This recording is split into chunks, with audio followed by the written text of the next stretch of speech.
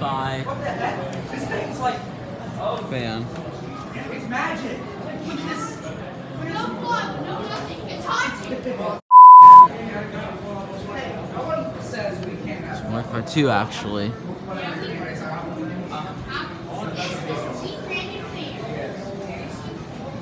is the branded fan. Oh, Brian, I didn't tell you yet. I can tell by this. Both of them are the same caster, the can arm. I can tell by this thing is it's plugged in with that. P56 and Vandal and EnviroFit.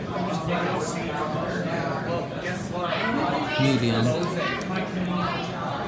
Because they're going to be getting a full location, like a bigger one. Like, you know, like a proper one, you know? Like the ones we usually go with, ones we usually see. However, the newer one will probably have, you know, Banville bronze lines. Oh, Oh, sorry. sorry. No. Hey, Brandon. You're really fascinated with gold lines and silver lines and everything. You're really fascinated by those, are? Yeah. So I know you've been to Costco a few times at two fans in the auto shop. Wait, you see one of my videos of those? Yeah.